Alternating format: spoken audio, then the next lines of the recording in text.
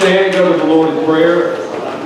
We had several requests here. It'll take too long tonight. If you've got an emergency prayer request, if you'll raise your hand, we'll recognize that and pray for it. What's your request there?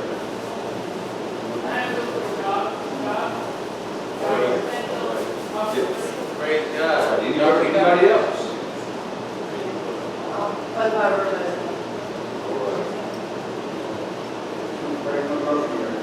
My brother Paul is here. Brother-in-law. Yes, let's remember all these here that we see. And anybody have an unspoken request? Raise your hand. The Lord, let's all pray together. Lord, we love you. Thank you for this night. Thank you for this blessing. Time, Lord, that we can gather together in your name. Lord, every one of these requests that were written and orally spoken, we pray, God, that you would consider each and every one. You said for us to make our requests known, and to ask, oh God, in faith, believing that you'll move. I believe you, Jesus. I believe your report that with your stripes we were healed. I believe your report, oh God, that you're going to move in every financial situation, one that needs a job, family members that are sick, oh God of heaven and earth. Watch over our pastors, families who are traveling mercies, follow them. God, move in this word tonight. We pray in Jesus' name, in Jesus' name, in Jesus' name. Can we clap to the Lord tonight? Praise and honor and glory be to his name. Praise the Lord. You can be seated. We're glad to be back tonight with you, great people. Praise the Lord. Great people. We have a long journey. We've been in Georgia, Tennessee, West Virginia. I'll tell you what, we really seen the Lord do some great and mighty things. Can you put a little bit of a monitor up here? Is that possible? Just a little bit. People receiving the Holy Ghost, people getting healed, miracles, wonders, signs. Praise the Lord. That's good. Thank you, my friend. We're just thankful that the Lord is moving in this hour. Revival is in the land. Souls are being saved, filled with the Holy Ghost. Isn't that good? Yes, Praise the Lord. Anyway, you have your Bibles tonight. We'll go quickly to Matthew 26. Matthew, the 26th chapter, the 36th verse. Matthew 26, verse 36. Read three scriptures. Then cometh Jesus with them unto a place called Gethsemane, and said unto the disciples, Sit you here, while I go and pray yonder. And he took with him Peter and the two sons of Zebedee, and he began to be sorrowful, very heavy. Then saith he unto them, My soul is exceeding sorrowful, even unto death. Tarry ye here and watch with me. And he went a little further and fell on his face and prayed, saying, O my Father, if it be possible, let this cup pass from me. Nevertheless, not as I will, but as thou wilt. You could be seated. It's good to see everyone. Smile at me a little bit, boys. I like to smile and laugh. That was very good medicine. It's a lot better than Tylenol and be sick. Praise the Lord. Our Bible lesson tonight is going to be on the topic of the extra mile. The extra mile. Praise the Lord. The extra mile. Jesus is extremely sorrowful and his spirit is very heavy. For 3.5 years he's been ministering, and he knows what he's facing, and he knows what he is going to have to endure, what he's going to have to go through. So he goes into the Garden of Gethsemane to pray. The Bible said that he took 11 disciples with him, all 11 with him to the garden. But there's something very interesting here. He tells 8 of them to sit. He says, sit while I go yonder and pray. Then he takes 3, Peter, James, and John, And he goes a little further from the 8. And he tells these 3, his very dear friends, his very close inner circle of friends, he says to tarry here and watch with me. Tarry here. Now, he didn't tell the other 8 that. He told them just to sit. It's amazing. You have people that just sit, and then you have people that watch. You have people that are willing to go a little further. And I believe that you are a group of people of God that have always had the desire to go a little further.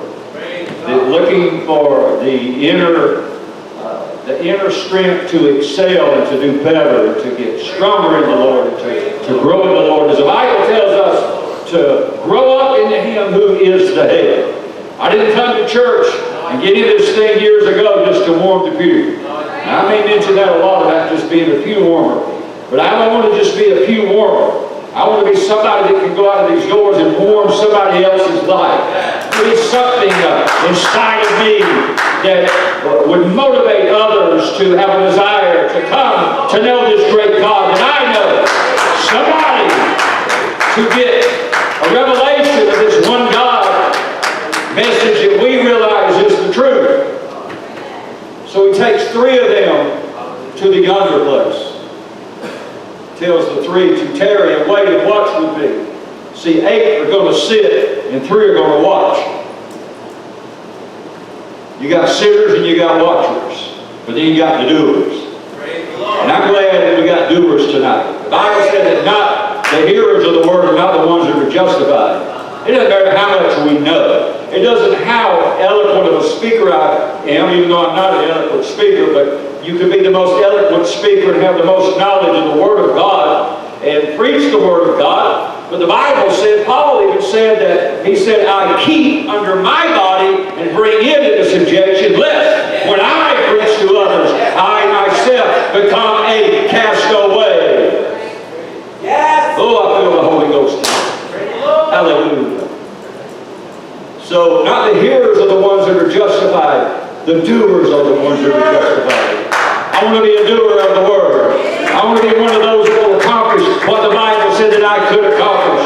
When Jesus said to go into all the world and preach the gospel to every creature, He didn't put stipulations on that. We have a message of go ye into all the world, preach the gospel to every creature. He that believeth and is baptized shall be saved. He that believeth not shall be damned. And these signs shall follow them that believe. In my name they'll cast out devils. In my name they'll lay hands on the sick and they'll recover. In my name they'll speak with new tongues. Hallelujah. Are you looking for something new tonight? Are you looking to go a little farther tonight? Are you looking for something that's going to take your life over and make you productive in the kingdom of God? I would say yes.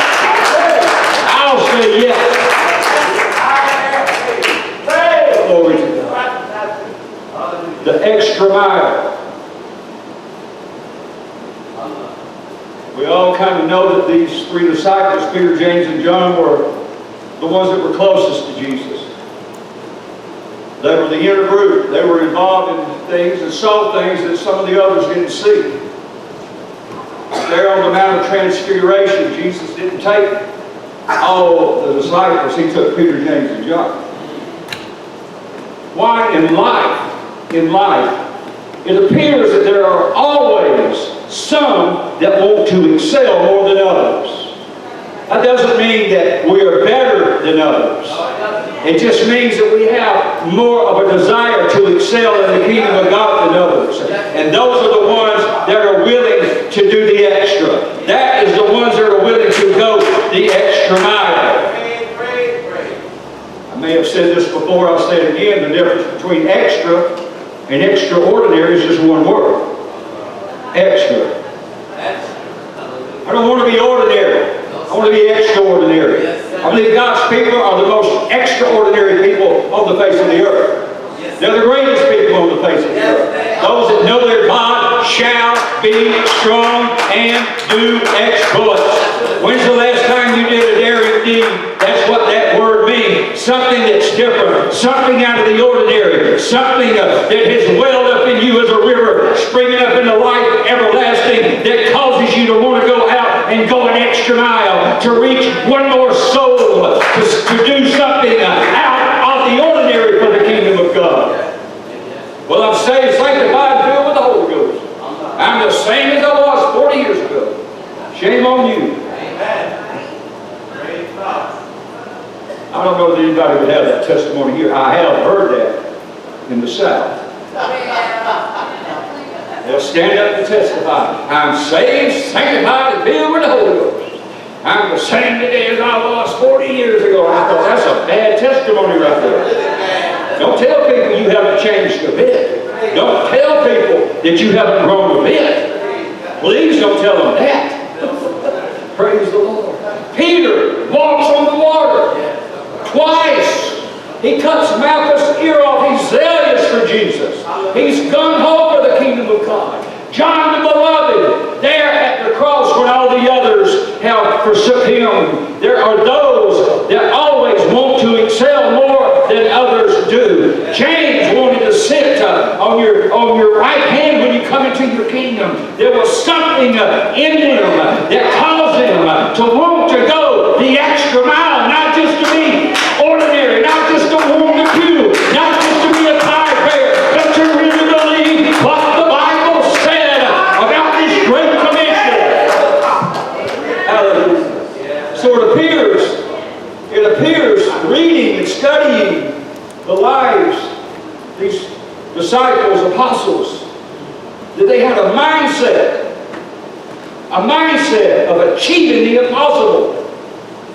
Do you have that mindset tonight? Yes, sir. That you really believe you can achieve the impossible? Yes, I do.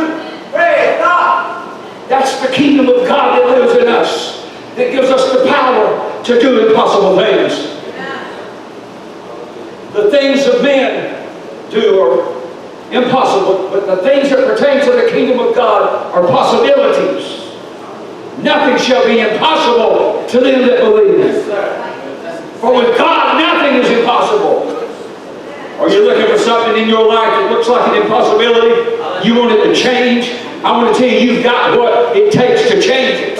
You can be a changer of your situation. You can change these things. The first thing you have to do is start believing that you have what it takes to do that. Then believe that you're going to be what the book of Daniel said, that they that know their God shall be strong and do exploits. And then believe what Jesus said. These works that I do shall you do, and greater, because I'm going to the Father. But I'm not going to leave you comfortless. I'm not going to leave you powerless. I am going to come to you again, that where I am, there you can be. Let me tell you, where He is right now is where you can be right now. Christ in you, the hope of glory, the power, the anointing of God working in you. Praise God. Hallelujah. Glory to God. The extra mile. Glory. The extra mile points of light. Volunteer pathway. It doesn't show it on this picture. This is one of the medallions in honor of people that went the extra mile. You may have seen it. I've never been to Washington to look at this. It's a national monument in Washington, D.C. It's called the Extra Mile Points of Light Volunteer Pathway. It's located adjacent to the White House. The monument is composed of 34 bronze medallions honoring people who, through their caring and personal sacrifice, reached out to others, building their dreams into movements. My Lord, do you believe your dream can become a movement? Greater is He that's in you than he that's in the world. Building their dreams into movements. I know we think, well, that was this one, and that was that, and that was John, and that was Paul, and that was Martin Luther King, and that was them. When we have that mentality, we'll never do anything. If we think it's just for somebody else and not for us, but when we believe that this is really for me, that He has put Himself in me, and that I can do all things through Christ, which strengthens me. These were ordinary people, no different than you Instead, through their personal sacrifice, they reached out to others, building their dreams into movements that help people across America and throughout the world. The Extra Mile. This is Nurse Clara Barton. I'm sure you've heard of her. They said that she was the founder of the American Red Cross. She spent the summer of 1865 helping find, identify, and properly bury 13,000 individuals who died in the Andersonville, Georgia prison camp. You ever been there? Anybody ever been to Andersonville, Georgia prison camp? It's an awful place. Joe and I have been there. You can feel the horror and the spirit of the atmosphere. It was terrible. Read about it if you haven't ever been there. See the tragedy, the tragic suffering that these people went through. It's horrible. But she spent the whole summer exhausting herself. What did she have to gain by it? Absolutely nothing. Didn't get a penny for it. But something inside her drove her to excel, to reach a point where she could help identify 13,000 individuals who died in that Andersonville prison camp that otherwise nobody would have ever known about. Somebody said, well, that don't mean a whole lot. It does when you got tenacity and you got drive in you. God can take that tenacity and that drive and that zeal, like Peter when he pulls out the sword, swipes off Malchus' ear. Sure, he was zealous, but Jesus took that particular zeal and got him converted. And when he was converted, he was a strength to the brethren. When he was converted, he had a revelation of who Jesus really was. When he was converted on the day of Pentecost, he stepped out of that upper room, and for 15 minutes, about 15 minutes, he preached the greatest message that the church and the world has ever heard. It pricked them so much, they didn't know what to do. They were under such conviction for a little 15-minute message by a fisherman.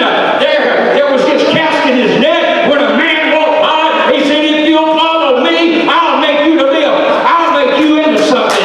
You'll have something really worth living for. Follow me, and I'll make you to become fishers of men, he said. A common, ordinary fisherman. There was something different about Peter. He was all gung-ho, ready to fight, he thought. Ready to die for the Lord. Yes, sir. Hallelujah. He had a zeal. Don't ever lose your zeal. Don't ever lose your confidence, which has great recompense and reward. Cast not away, therefore, your confidence. Something in these people, just common, ordinary people, they wanted to do something extra. They wanted to go an extra mile. See, I believe that you can be whatever you want to be. If you don't want to be anything, you're never going to be anything. But if you want to become something for God, Yes, sir. and you got the desire and the want to, you got to have a want to, put your want to with your desire, and put your skill that God and ability that God's placed in you with that, and you'll be an open candidate to do something out of the ordinary for God. Boy, it'd be wonderful, wouldn't it, if somebody in this church come back in the next few days and said, well, I was down there on the street, and man, I just felt the anointing and the unction of God, and I saw somebody sitting on the side of the road that they said had AIDS, and I just felt to go lay hands on them and ask them, could I pray for them? And guess what? God instantly healed them. Somebody said, you think that can happen? Let me tell you, me and Sister Jewel Bryant walked the streets of Akron, Ohio for 3 days, laying hands on people like that, praying for people, because God said to go. If He told you to do something, by all means, just get up and do it. Don't worry about how it's going to happen. Let Him lead and guide you. Woman with AIDS, totally. You can see the whole transformation of her face. Well, I wish I could do that. All you got to do is just get up and go. Get up. Have an extra mile attitude. I'll talk about Helen Keller a lot. She's really an indictment to some of us. One of her most famous sayings was, the most pathetic person in the world is someone with sight and no vision. Because she was blind and deaf. But she devoted her life when she learned how to read through Braille or whatever it was, and to the woman Anne Sullivan that helped her It caused her to have a desire, and she devoted her life to helping deaf and blind people. Extra mile. Well, I'm too old to go the extra mile. Well, I'm too young to go the extra mile. You're never too young, you're never too old, you're never too middle-aged. There's somebody in that Bible that will take you in every category that we're talking about. Jeremiah, little bitty young boy. Joseph, 17 years old. Jesus, 30 years old. Moses, 80 years old before he starts preaching. Age has nothing to do with it. Has nothing to do with it. People will sit around all their life complaining and moaning and groaning about all the wasted years. When you know what? Jesus only took 3.5 years to preach what he preached. But look at the impact. There's been more books written about him and more things of a 3.5-year ministry. I thought if I could just for 3.5 years accomplish everything that God wants me to accomplish, it's not about the amount of time, it's about the quality of time. God is not looking at quantity so much as he's looking at quality. Why not give him 3 good quality years of your life in purpose, and I'm going to do more than I've ever done through the help of the grace of God and through his power working through me. I'm going to accomplish something. I'm not held at 3 or 4 more years, but these 3 or 4 more years are going to be the greatest years of my life. Hallelujah. Let me tell you, it's never too late. The devil's going to come too late to tell me it's too late, because it's not too late, ever too late to stand up and do something for God.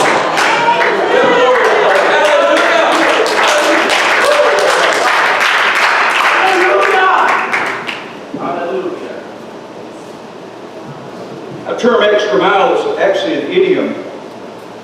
It's defined as trying harder to please someone or to get the task done correctly. Do you like to do the task correctly? I have been accused of having something that I don't know how to describe.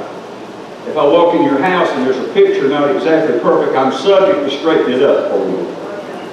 They got a word for that, and I don't know what it is. ADD? COPD? I don't know. Is there anybody else in here that has that same thing? There's a few people like me. What about all the others? What have you got? We done told what we have.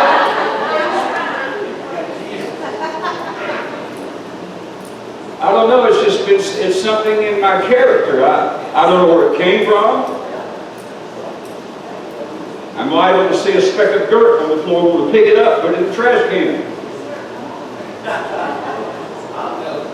That don't mean I'm any better than anybody. It doesn't mean I'm any different. We all got our little quirks that God made us with.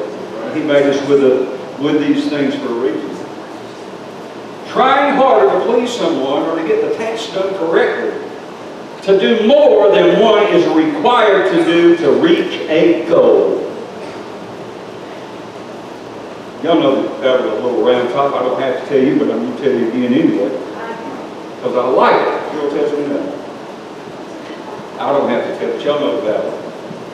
But I didn't know that there's now a military